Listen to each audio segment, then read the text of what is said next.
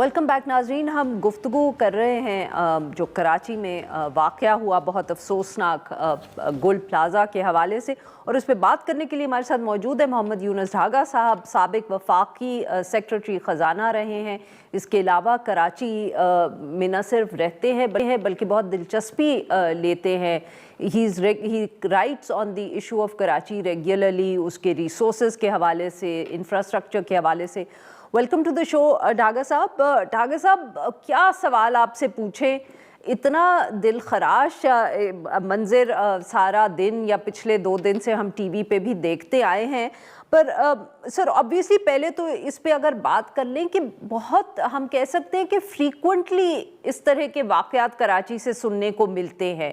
वैसे तो मुल्क भर में हम ये नहीं कह सकते कि कहीं भी किसी भी शहर में को बहुत अच्छी इंतज़ामात होते हैं बिल्डिंग्स में आग के मामले के आग के हवाले से, बट कराची में वाक़यात लगता है कि ज़्यादा फ्रीक्वेंटली होते हैं। बड़ा शहर है या कोई और वजह है?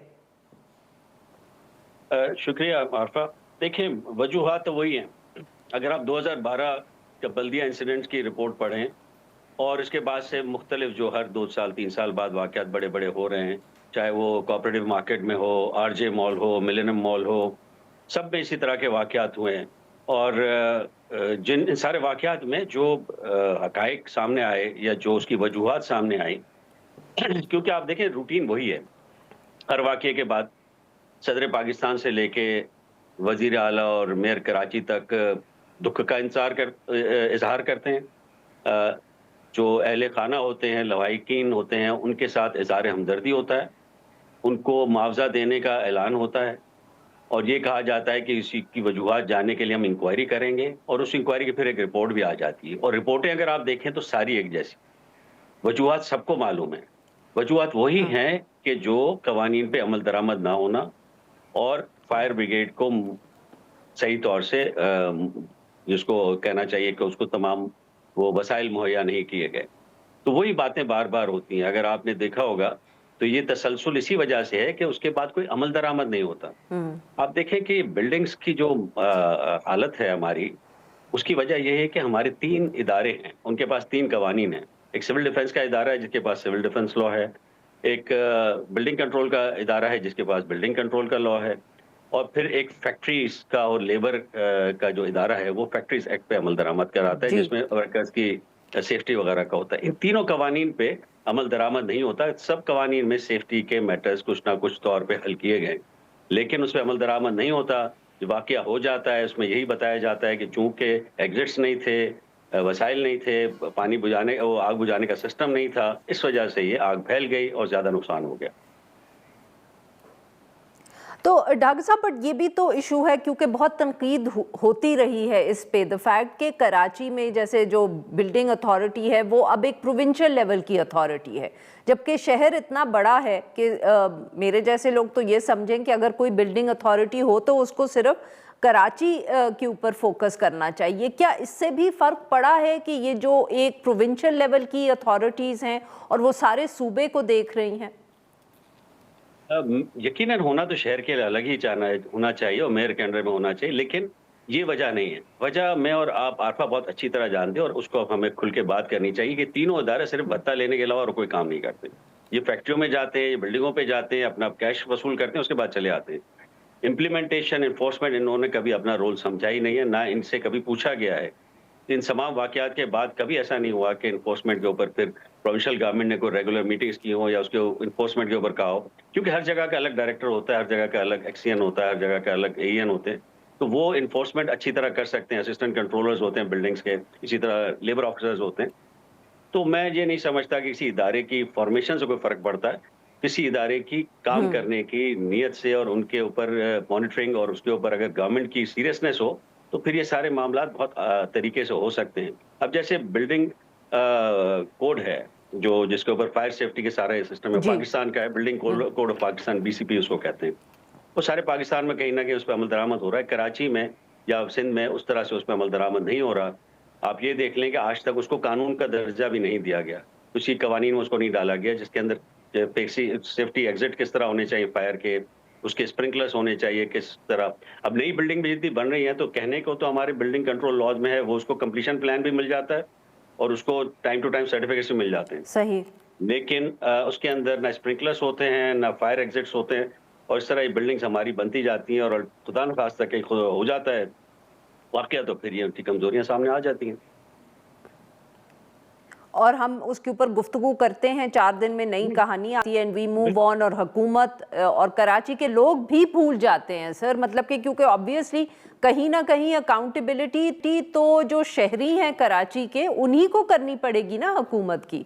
जी हाँ, देखें अब दो तीन चीजें हैं ना जिसके ऊपर थोड़ा देख लें आप कि हुकूमत सिंध को देख लें आप कि 2008 में जब हुकूमत सिंध ने चार्ज लिया था इस मौजूदा हुकूमत ने, तो उस वक्त कराची के अंदर जो वर्किंग कंडीशन में थे वो टोटल तादाद तो उनकी 40-45 थी उस वक्त, ये फायर एक्सटिंग्विशर्स की, ये जो फायर टेंडर्स की, वो फायर टेंडर्स की जो वर्किंग तादाद थी वो 18-19 ही थी उस वक्त, बल्कि सॉरी 13-14 थी।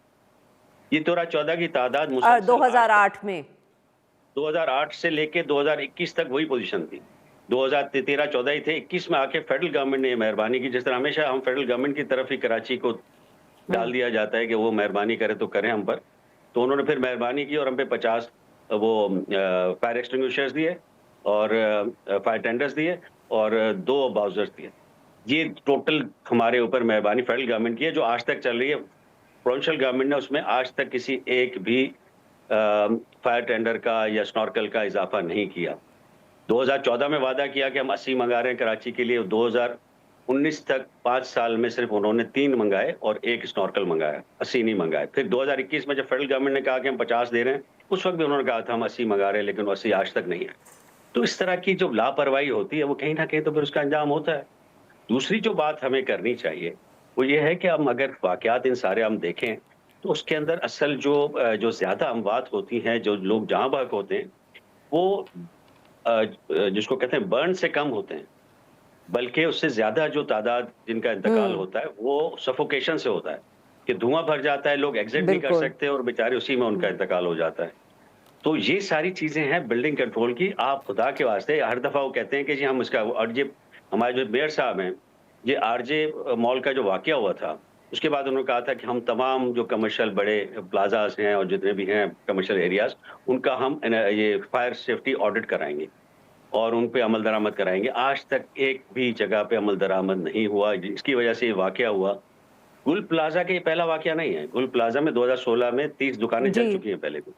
तो अब ये वाकयात बार बार हो रहे हैं, बार बार वादे हो रहे हैं, बार बार ये चीज, तो हमारे आपके बैठ के इधर गुफ्तगू करने का मुझे तो कोई सेंस नजर नहीं आता, क्योंकि इसका फिर भी कोई असर नहीं हो रहा। ये जो बच्चे, जो बेचारे हमारे नौजवान औरतें बच्चे जो भी कल जहां बाग हुए इस हादसे में, अब कभी तो मुझे उन लोगों पे बड़ा दुख होता है कि जो लोग विक्टिम ब्लेमिंग कर रहे हैं, जो कह रहे हैं कि दुकानदारों का कसूर है जी, उन्होंने अपने काम ठीक नहीं रखे हुए थे। भाई दुकानदारों को चले मान लिया कसूर है, लेकिन जो उधर खरीदारी करने लोग गए थे उनका क्या कसूर है? क्या वो ऑडिट करेंगे सारे पहले किसी शॉपिंग सेंटर में जाने से पहले खरीदार? या ये अवाम का, ये हुक्मरानों का काम है करना? अब ये अजीब किस्म की विक्टिम ब्लेमिंग और भागने का है कि जी हमारा कोई कसूर नहीं। हर 2 साल बाद ये वाकयात हो रहे हैं, लेकिन आपका कोई कसूर नहीं है, आपको कोई ना पूछे। जो भी है दुकानदारों का कसूर था, दुकानदारों का कसूर मान लिया हमने, तो क्या वो खरीदार भी पहले ऑडिट करें फिर उसमें जाएं? उनकी गलती थी जो बेचारे मर गए। इस तरह मेहरबानी करके ना करें। कराची को जिस तरह का तमाम फेडरल प्रोविंशियल गवर्नमेंट्स ने छोड़ दिया है, इवन तो मैं कहूँगा एस्टैब्लिशमेंट ने भी छोड़ दिया है, कि अब इसको फिर ये सोचते हैं कि जी कराची को इस तरह हम छोड़ देंगे और फिर जो है हमारी मईशत तरक्की करेगी। ये एक दीवाने का ख्वाब ही है। हम नहीं समझते कि मईशत इस तरह तरक्की कर सकती है। अब कराची मईशत का इंजन है। खुदा आप सीरियस हो जाएं इस मामले में। सर अब I really don't know what to ask you. आपने जो बातें इस वक्त की हैं उसके बाद मेरे पास तो कोई सवाल पूछने को भी नहीं रह गया, but if we just try and perhaps identify कि अब आगे जाने का रास्ता क्या है, पहले क्या करने की ज़रूरत है। मुझे नहीं मालूम कि अब सूबाई हुकूमत से कोई उम्मीद रखे ना रखे, वफाकी हुकूमत, सूबाई हुकूमत और मेयर तीनों के लिए कुछ कह दे कि उनकी अब क्या करना चाहिए। 1 2 3 4 5। देखिए, पहली इस बात वही है कि सबसे पहले इन सारी बिल्डिंगों में जहाँ पे लोग रहते हैं या जहाँ पे शॉपिंग के लिए जाते हैं, काम करते हैं, फैक्ट्रियाँ हों, ऑफिसेज हों या शॉपिंग सेंटर्स या इस तरह के रिहायशी इलाके हों, वहाँ पे बहुत ज़रूरी है फायर सेफ्टी ऑडिट होना। फायर सेफ्टी ऑडिट एक दफ़ा हो तो फिर उसके ऊपर काम करना चाहिए। बहुत सी ऐसी पुरानी बिल्डिंगें होंगी जहाँ पे अब मालिकान नहीं है या ओनर्स नहीं है, वहाँ पे गवर्नमेंट को थोड़ा बहुत खर्च करके उधर फायर सेफ्टी के खर्चे करने चाहिए। जहाँ फैक्ट्री ओनर्स हैं उनसे वो खर्चा करवाना चाहिए। जहाँ बिल्डिंग्स अभी नई बनी है और आप आइडेंटिफाई कर सकते हैं बिल्डर्स को, उनके ऊपर जुर्माना लगा के और उनसे वो काम पूरे करवाने चाहिए। इस तरह इसको छोड़ देना कोई मसले का हल नहीं है। तो जब तक आप सीरियसली तीनों डिपार्टमेंट सिविल डिफेंस और फैक्ट्रीज के जो लेबर डिपार्टमेंट है और बिल्डिंग कंट्रोल, ये तीनों मिलके काम करें और हुकूमत उसका एक सिस्टम बनाए, उसको वीकली मंथली उसको मॉनिटर करे कि वाकई इस काम पे अब अमल दरामद हो गया नहीं हुआ। दूसरे, आप देखेंगे कल जो सारा हमारा आज तक भी जो सारा सही। जितने फायर टेंडर्स थे वो एक गुल प्लाजा पे लगे हुए थे। सिर्फ 50 फायर टेंडर से काम नहीं चलेगा। कराची कई गुना बढ़ चुका है 2008 से अब, तो उसको कम से कम 300-400 फायर टेंडर्स, उसी तरह स्टेशंस बढ़ाने की जरूरत है। तो फायर सही। फाइटिंग कैपेसिटी अपनी इम्प्रूव करें। ये 2 चीजें कम से कम गवर्नमेंट को करनी चाहिए। इसके बगैर आप जो है कराची को हमेशा खतरा से दो चार करके ही रखेंगे। बहुत बहुत शुक्रिया सर, आपने हमारे निकाला। नाजरीन, यहाँ पे लेंगे एक छोटी सी ब्रेक, और जब हम ब्रेक से वापस आएंगे तो हम बात करेंगे आज़ाद कश्मीर के हवाले से, और वहाँ जो हुकूमत और मुजाहिरीन में कुछ अर्सा पहले एक मुआहिदा हुआ था उस पर अमल दरामद के हवाले से क्या शिकायत आ रही हैं।